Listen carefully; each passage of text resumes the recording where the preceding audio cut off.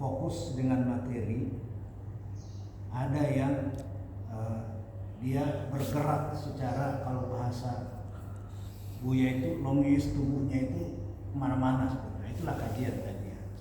Di Pak Slamet itu kemana-mana apa gitu.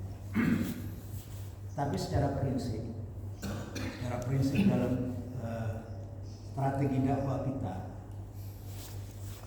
strategi dakwah itu secara substansi itu adalah kebenaran itu adalah milik Allah. Kebenaran itu milik Allah. Manusia itu nisbi. Manusia itu nisbi. Kenapa nisbi? Karena kita itu selalu bergerak secara dinamis. Alam berpikir kita. Panduan itu ada. Panduan yang kita pegang itu adalah Al-Quran dan As-Sunnah. Nah, panduan ini selalu kita bawa kemana saja kita pergi. Tetapi panduan yang kita dapatkan ini, ya, Al-Quran, hadis ini, dia selalu bergerak tadi itu. Nah, tergantung bagaimana kita harus betul-betul menjadi sosok orang atau manusia yang betul-betul menjadi seorang, kalau dikatakan khalifah itu, nah disitulah yang kita mampu mempertanggungjawabkan tentang sosok kita sebagai seorang khalifah. Jadi ini disinilah sebenarnya strategi dakwah itu. Jadi ya memang seperti tadi Pak Fauzi, ya, tadi Pak Fauzi menyampaikan itu secara formal dalam sisi rukun dan syarat itu nampak. Tapi dari sisi untuk penguasaan itu masih perlu untuk banyak mengimprovisasi kata iman dan aman itu. Perlu. Jadi ya itu tadi, itu apa namanya, hal yang harus dikembangkan oleh Pak Fauzi itu, karena dari segi keilmuan itu perlu banyak kita mendapatkan referensi juga gitu kan. Mungkin kita dalam sisi tata bahasa itu kita mumpuni.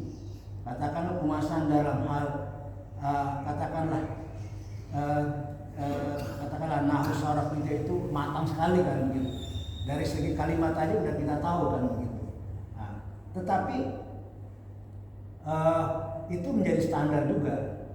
Tetapi yang dimaksudkan itu adalah mengimprovisasi keilmuan itu sangat dibutuhkan. Karena itu adalah wawasan, kita harus mampu untuk mengejawantahkan tentang apa yang sudah kita pegang, apa yang sudah kita miliki. Yang kita pegang dan kita miliki itu adalah keilmuan tadi kan begitu ya. Kemudian Pak Slamet, keilmuan yang dia miliki itu dia menjawantahkan itu. Ya, sehingga apa yang keilmuan yang dia miliki itu dia jabarkan kan begitu. Tetapi dalam hal penyampaian sisi dakwah, ya, dalam Al-Quran itu begitu banyak surat-surat itu yang berbicara tentang hal yang terkait dengan dakwah gitu ya. Baik hal yang terkait dengan keilmuan, baik terkait dengan sisi manusia maupun sejarah-sejarah Nabi, dan tentang janji dan ancaman itu secara komplit dan sempurna. Nah, sehingga dikatakan Anda sampaikan tentang apa yang ada Anda miliki. Nah, pada prinsip dasar yang saya sampaikan tadi, kebenaran itu adalah milik Allah. Jadi kita hanya sekedar menyampaikan. Nah, sekedar apa yang kita sampaikan ini, tapi ada pertanggungjawabannya gitu. Pertanggungjawabannya itu adalah yang berdasarkan Al-Quran dan As-Sunnah. Al-Quran dan As-Sunnah ini tidak stagnan, tidak hanya berlaku pada kurun waktu tertentu. Katakanlah hanya berlaku pada waktu Nabi. Nah, bagaimana waktu hari ini? Itu serba sangat bergerak semua, ya, bergerak secara dinamis. Nah, tinggal kita bagaimana kita menjadi sosok manusia yang yang diletakkan oleh Allah kita itu sebagai khalifah. Jadi khalifah itu adalah kesempurnaan untuk menjadikan bumi ini menjadikan bumi ini sebagai tempat kita untuk yaitu tadi, tempat untuk kita itu berdialog, tempat kita untuk hidup, tempat kita untuk berinteraksi. Jadi alam ini diletakkan posisi manusia itu sebagai khalifah.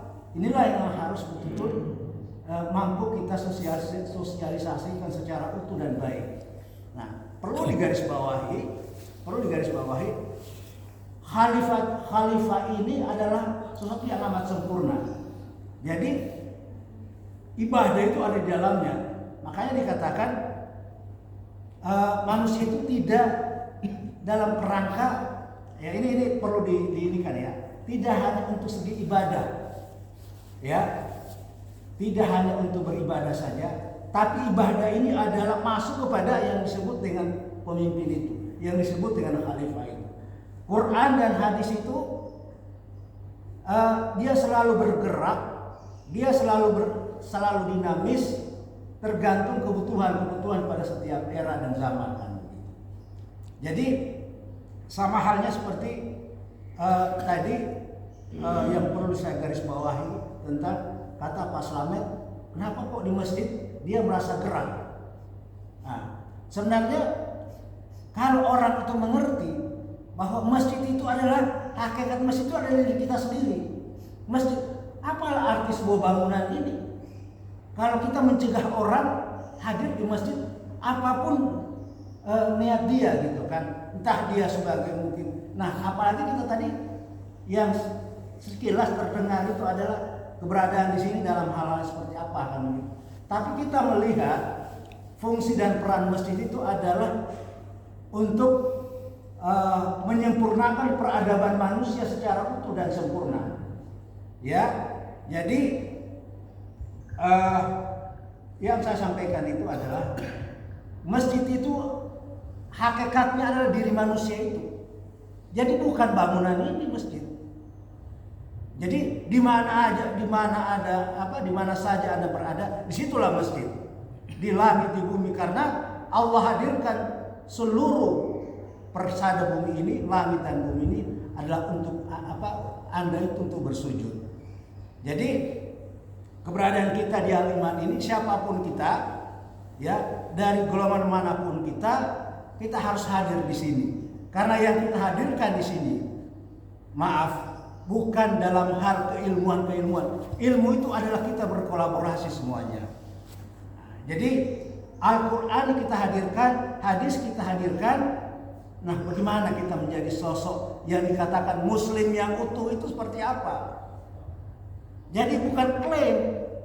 Makanya dikatakan kebenaran itu adalah milik Allah, bukan kebenaran itu milik manusia. Nah, ini yang kita harus kaji. Ya, menjadi kajian sehingga kita betul-betul menjadi seorang muslim. Ya. Jadi strategi dakwah khususnya. Strategi dakwah kita ini ya, satu, kalau kita melihat ayat-ayat Allah ya, kita lihat ayat Allah itu sangat apik dan sempurna. Ya. Yang pertama, yang harus menjadi bahan kajian kita, bagaimana kita harus membaca alam ini. Nah, itu ada ayat. Kemudian yang kedua, bagaimana kita kaji diri kita. Kalau kita udah mampu mengkaji ini, akan kita hadir sebagai seorang khalifah yang utuh. Mungkin tidak kita akan mampu mengatakan Anda yang benar, Anda yang salah. Karena di Quran sendiri, di situ dijabarkan, boleh jadi saya yang salah, Fauzi yang benar. Boleh jadi Fauzi yang benar, saya yang benar, Fauzi yang salah. Mari kita untuk mencari kebenaran, bukan pembenaran yang kita cari. Itu di surat As-Sabah itu ada. Anda benar, boleh jadi juga saya salah. Saya benar, boleh jadi Anda salah.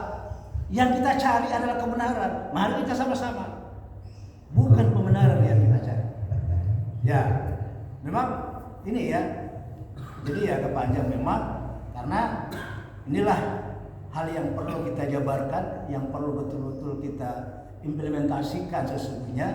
Kita jawantahkan ini sehingga betul-betul kita ini muslim yang utuh dan sempurna, mendekatilah kan begitu kan. Tapi lagi-lagi al-haqqu min rabbik, kebenaran itu adalah milik Allah, bukan milik manusia kebenaran. Demikian. Terima kasih Pak.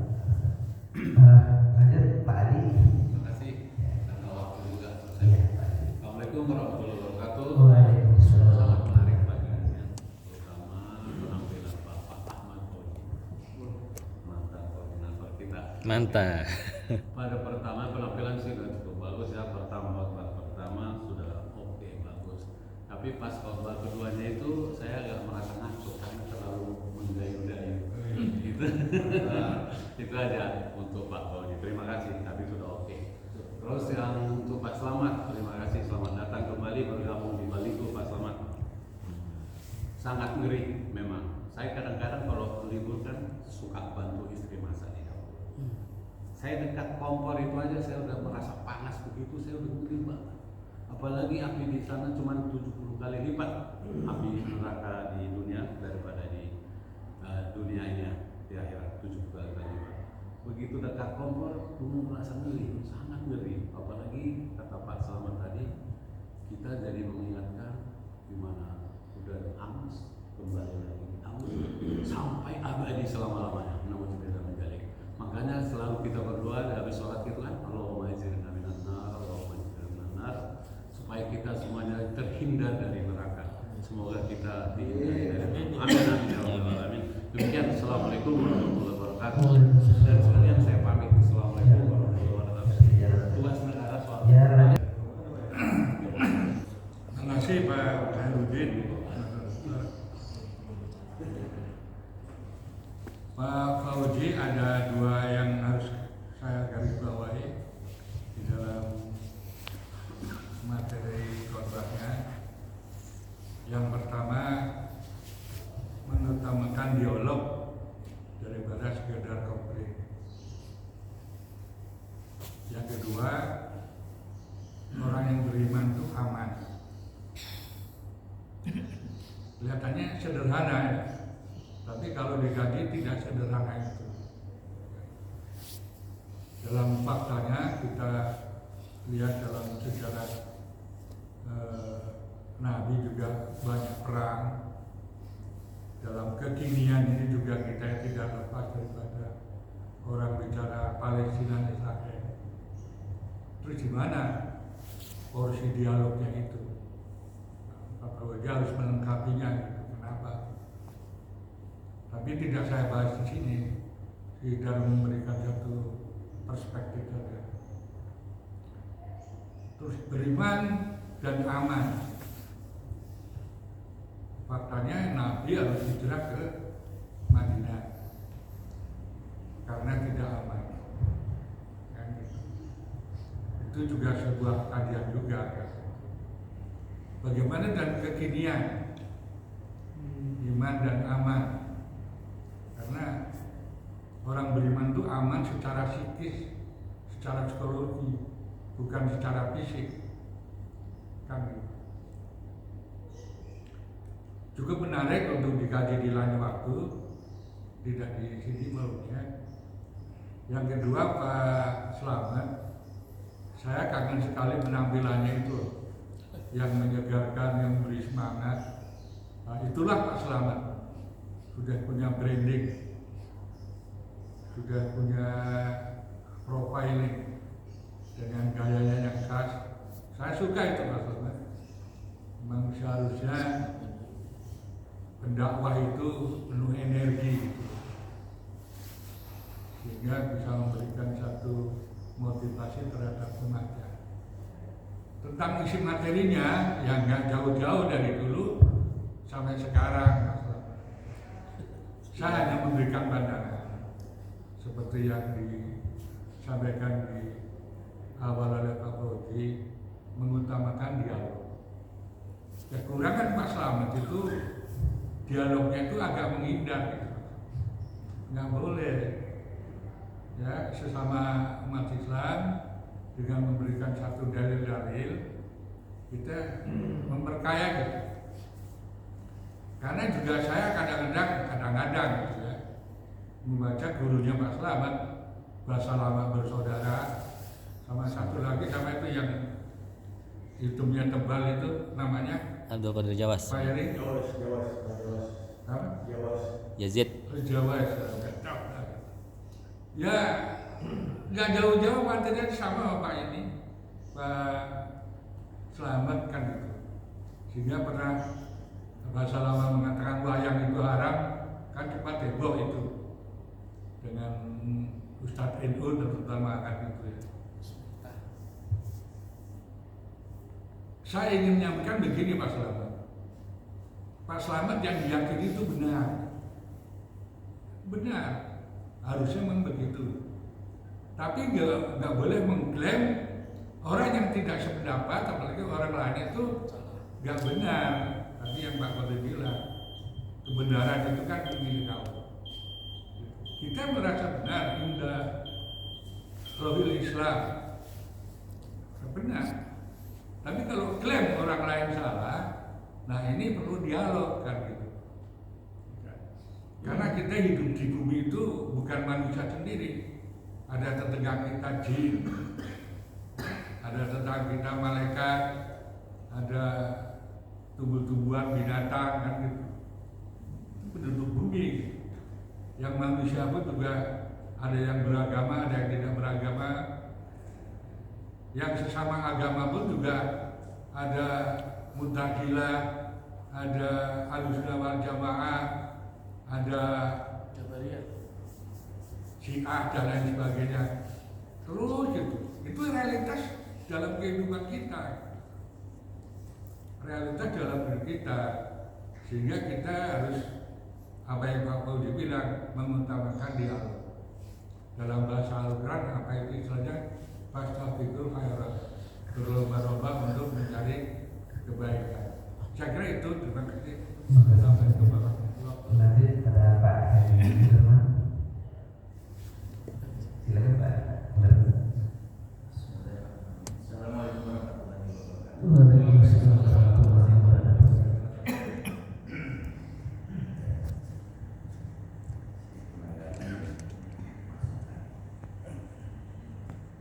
Dari apa yang disampaikan Pak Ustaz Fauzi, seperti juga disampaikan Pak dari Pak Lurah. Juga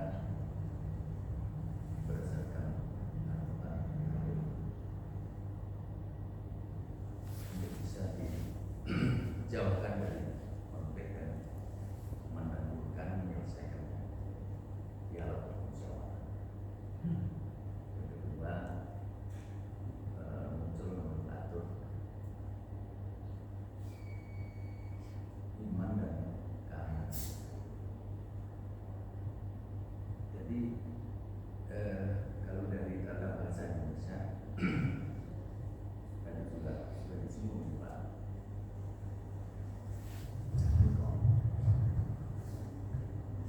keamanan dan rasa keamanan ini berbeda. Tapi mungkin nanti bisa tafsir mungkin dulu lah. Jadi kalau keamanan itu adalah kata benda yang kemudian dimaknai sebagai kegiatan fisik. Sedangkan rasa aman itu adalah kata sifat yang keluar dari psikolog kejiwaan kita. Jadi saya lebih cenderung menggunakan kata iman dan rasa aman itu menjadi satu paket ketika kita melaksanakan ibadah, apakah itu di masjid atau di luar masjid. Kalau kami hubungkan dengan apa yang disampaikan Pak Ustaz Slamet, tadi juga disinggung oleh Ustaz dari Baru, kebenaran itu adalah milik Allah. Kalau dikaitkan dengan apa yang disampaikan bersama ketika Pak Ustaz Slamet menyampaikan tolak di alam belum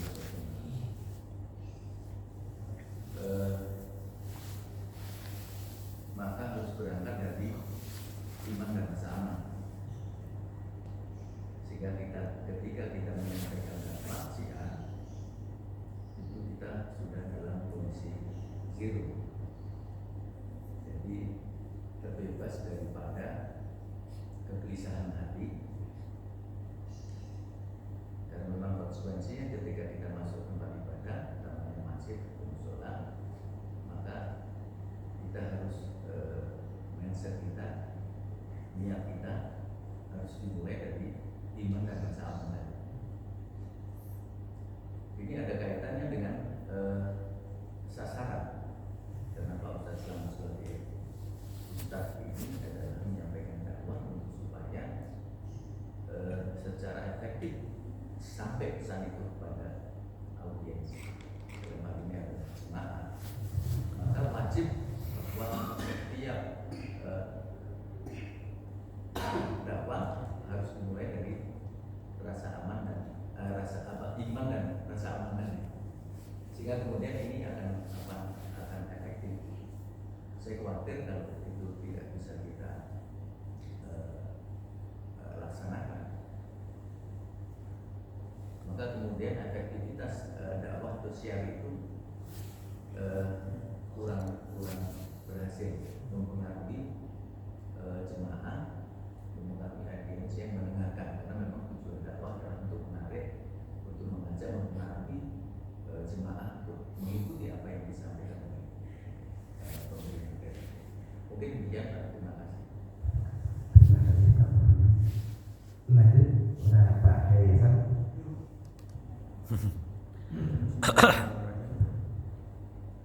Untuk Pak Fauzi itu sepertinya lebih baik sekarang daripada yang Jumat kemarin. Lebih jelas gitu, intonasinya daripada kemarin dulu kan ya. Itu satu untuk Pak Fauzi. Bukan materinya aman dan iman dan aman. Tentunya orang yang beriman memberi rasa aman kepada tetangganya, kepada saudaranya, kepada temannya. Kalau orang beriman, orang mukmin tidak memberi itu, tidak efek itu, tidak mempunyai efek itu, maka keimanannya atau kemukminannya sehat. Tentunya kita semua mukmin, tapi belum sempurna. Mengapa? Karena tidak bisa memberi aman kepada temannya, kepada tetangganya. Itu hadis Nabi ya. Hadis Nabi begitu mengatakan. Sehingga efek daripada ketidaksempurnaan iman kita, Pak Selamat keluar dari al-iman gitu. Mudah-mudahan selanjutnya tidak begitu. Itu untuk Pak Fauzi. Yang kedua untuk Pak Selamat. Pak Selamat pemahaman agama saya bertolak belakang dengan Pak Selamat. Artinya yang paling kontra di antara kita itu saya dengan Pak Selamat pemahaman tentang agama. Cuman secara personal kenapa dekat sama saya beliau itu, sehingga beliau bisa kembali lagi walaupun saya tidak mengajak. Kenapa? Karena mungkin Pak Selamat merasa aman walaupun bertolak belakang secara pemahaman tentang agama. Karena syahadatnya masih satu, aturannya satu, nabinya satu. Oleh karena itu, alhamdulillah Pak Selamat bisa kembali lagi kepada Masjid Al-Iman dan bergabung lagi kepada komunitas beliau.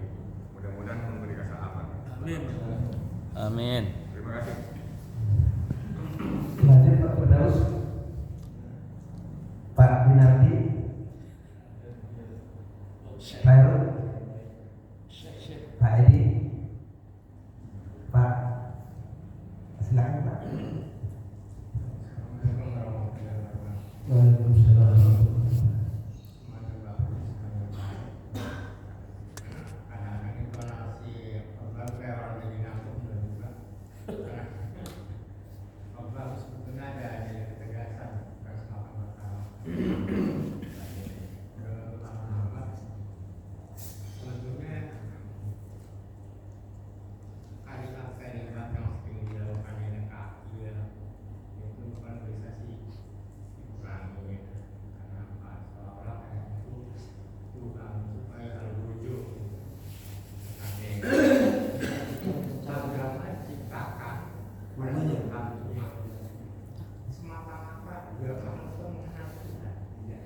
Tuhan mengatakan jadi Tuhan selama tidak bakal mengatakan, tidak pernah. Kalau Tuhan nggak ada, yang mengajak dunia sendiri. Kalau lagi Tuhan ada, kalimatnya orang itu Tuhan dihapus. Jadi kenapa orang masuk surga? Ya karena perbuatannya. Kenapa kita masuk? Karena perbuatannya. Tuhan tuh nggak mau ngapa-ngapain. Nah, dan kalimat ketika neraka kafir kalau saya hindari. Karena apa? Seolah-olah kayak Islam itu kayaknya sudah rasa ketakutan dulu. Itu saat ini kemuliaan luar biasa. Ya. Justru di Islam tidak diterangkan bahwa kamu hendak keluar supaya kamu bisa mengenal kalsumnya. Di yang lain tidak mendapatkan, tidak nyampe gitu. Kayak maaf kayak Buddha, kayak Kristen, nggak nyampe dia. Cuma apa istilahnya imajinasi. Tapi kalau Islam betul-betul nyampe kepada Tuhannya, Al-Baqarah 45-46 ya. Jadi ibadah di sini bagaimana sih supaya kita iman takwa, pengetahuan iman takwa, mengenal Tuhan. Bagaimana caranya supaya kita bisa mengenal Tuhan? Karena kita dididik orang tua kok nggak kenal sebagaimana kita dididik orang tua kita. Kita harus tahu orang tua kita itu mana, seperti apa. Kurang ini. Ya berapa itu?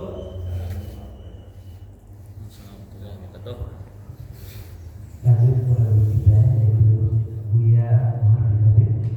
Silakan Buya.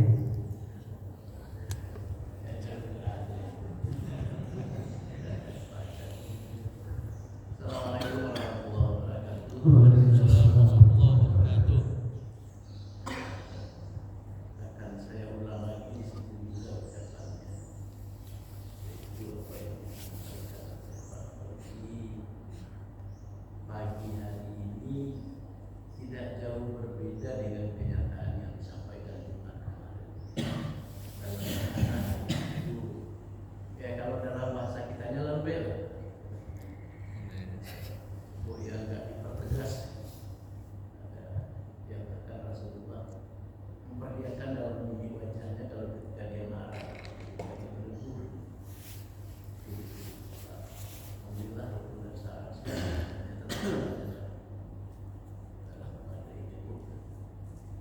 kemudian untuk Pak Selamat, kita ini dikunci oleh satu ideologi,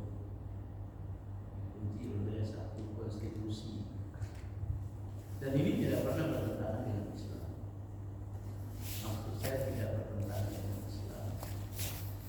Sebelum Nabi Muhammad diutus, itu hanya ada bahasa tauhid dan musyrik, toh juga munafik. Itu hanya itu.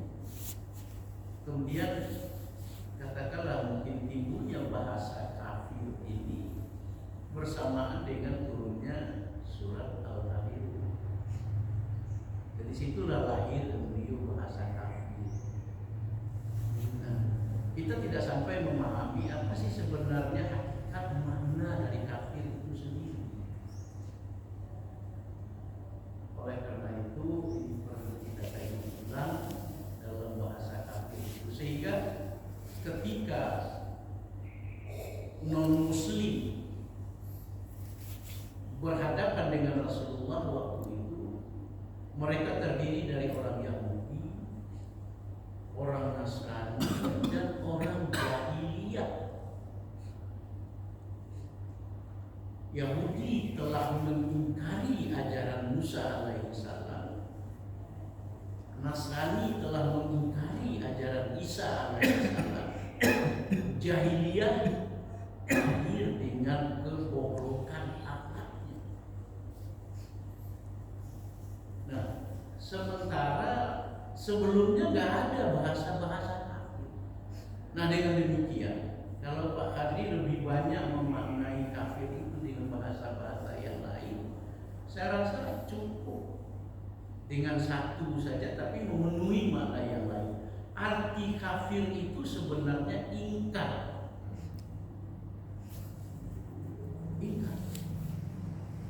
Maka dari tadi orang Nasrani ingkar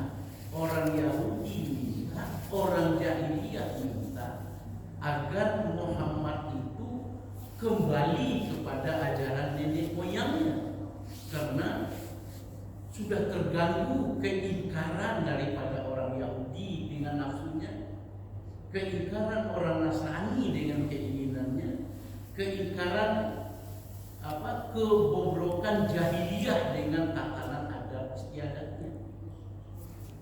Maka ketika itu orang semakin banyak berduyun-duyun ke dalam Islam karena hidayah dari Allah, usaha dari Nabi dan para sahabat.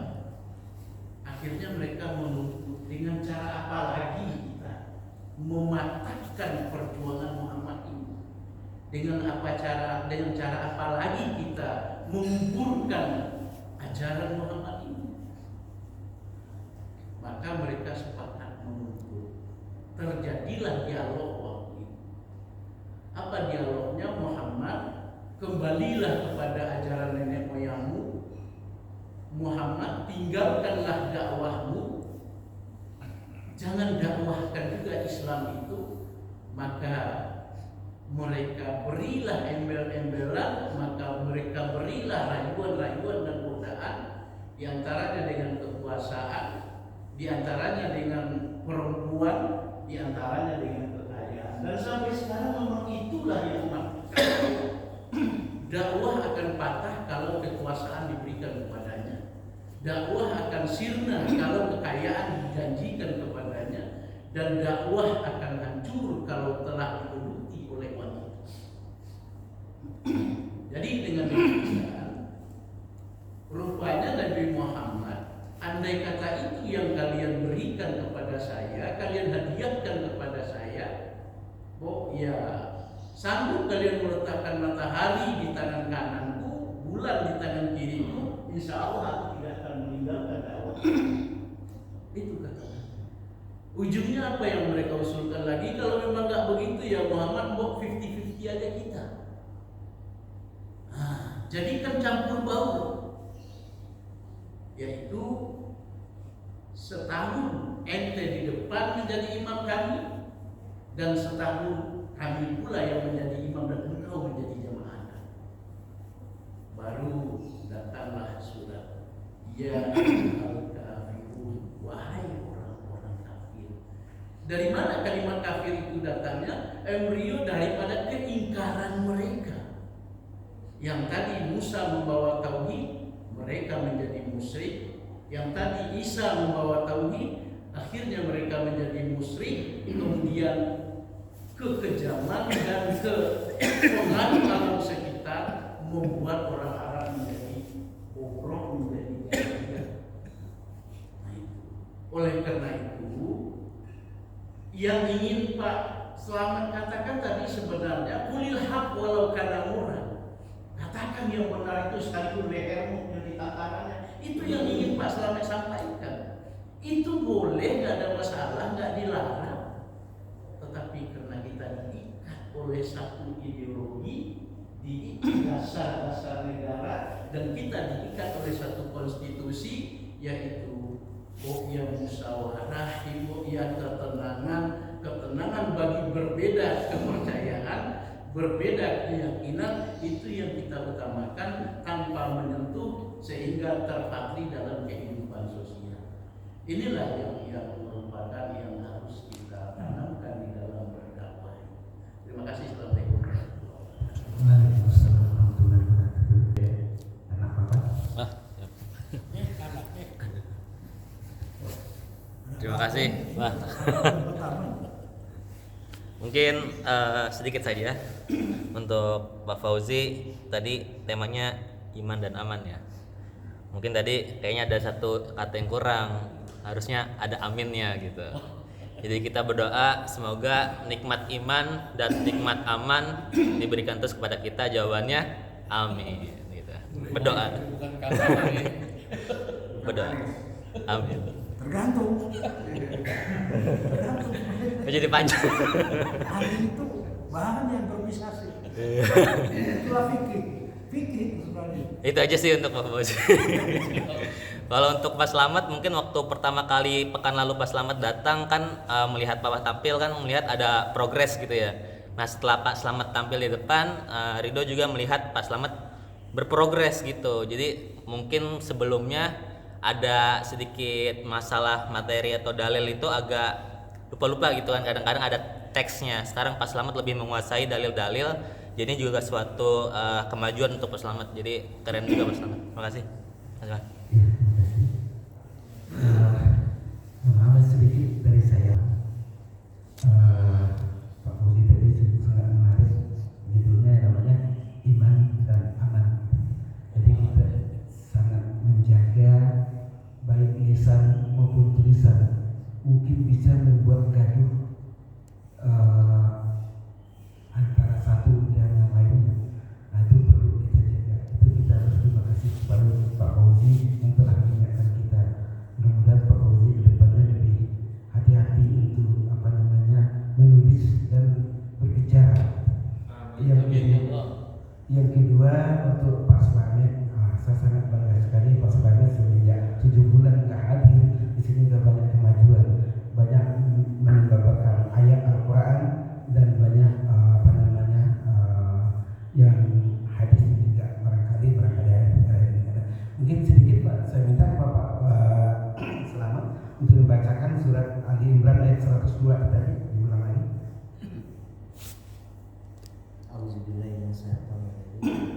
Ya ayyuhallazina amanu ittaqullaha haqqa tuqatih wa la tamutunna illa wa antum muslimun. Iya, itu surat yang sering dibaca oleh khatib setiap Jumat. Jadi mungkin semua orang paham, mengerti baik tulisannya maupun bacaannya. Seperti ya ayyuhallazina amanu ittaqullaha haqqa.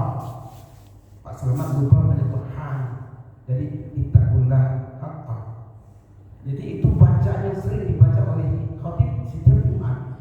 Jadi kalau kita mau membacakan ayat Al-Quran, kita harus benar-benar ngerti apa yang kita baca.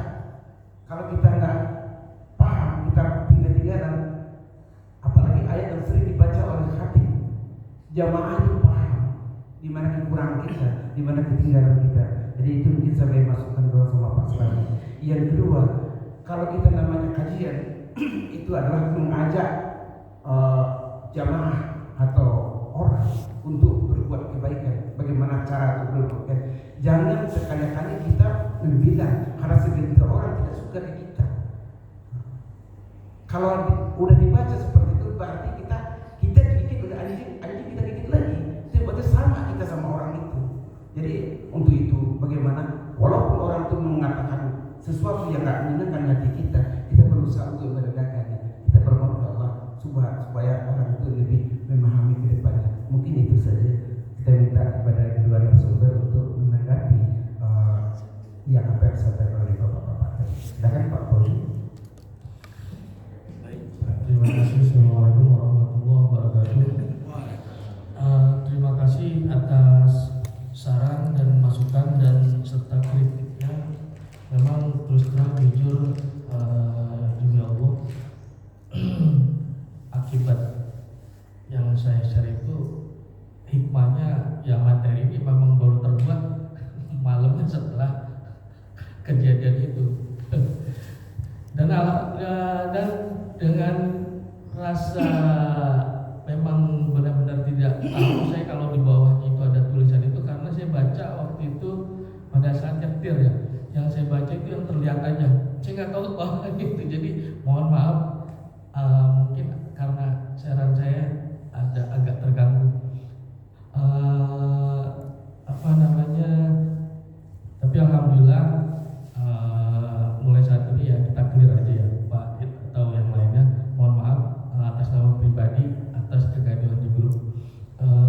Yang kedua, terima kasih kepada bapak-bapak yang telah memberikan saran, terutama Pak Haji Mudarman ini di Baligo ini kehilangan sosok komunikator atau yang menilai masalah komunikasi. Dulu kan lebih sering ada Pak Endi ya yang menilai masalah kata-kata dan komunikasi itu. Ya mungkin alhamdulillah dengan adanya Pak Haji Mudarman bisa menambah koreksi kata-kata yang kita buat ini. Memang memang dalam baligo ini tidak pernah ada istirahatnya seharusnya. Saya ini memang kemarin agak santai, jadi seharusnya memang untuk di kajian baligo ini kita memang harus aktif menulis apapun. Setiap hari itu memang harus ada jadwal untuk menulis, memberikan materi di catatan-catatan. Itu memang perlu, karena kalau tidak begitu saatnya akan kelabakan. Apalagi jadwalnya kemarin itu seharusnya saya pikir dengan paparan yang berhalangan, wah saya ditunda, makanya santai. Tapi alhamdulillah, mudah-mudahan ini dapat bermanfaat. Sekali lagi terima kasih atas saran dari Bapak-bapak. Assalamualaikum warahmatullahi wabarakatuh. Waalaikumsalam. Lanjut Pak. Assalamualaikum warahmatullahi wabarakatuh. Alhamdulillah, saya mengucapkan terima kasih kepada para ustadz dan para bapak yang memberikan nasihat ataupun masukan ataupun kritik. Karena memang ketika orang diberikan nasihat atau dikritik, insya Allah dia akan berpikir, dan ketika dia berpikir, dia akan mencoba mencari buku-buku referensi atas kritikan dan masukan tersebut. Karena jujur saja, semenjak 7 bulan itu saya lebih fokus banyak baca Al-Quran, karena saya mencoba untuk menjadi orang yang cinta Al-Quran, dan saya berharap ketika saya mati dalam keadaan baca Al-Quran.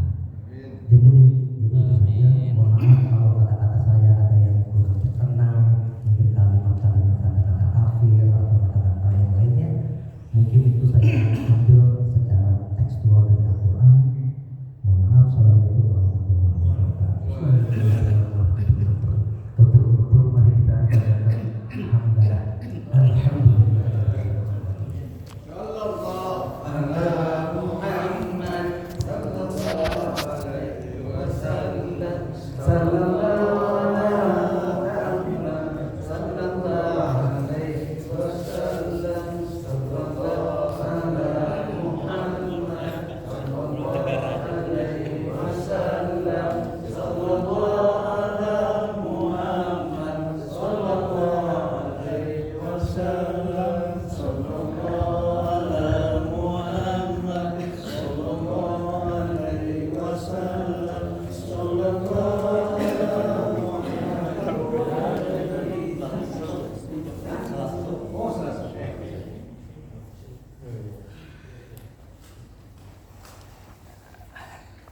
Boleh.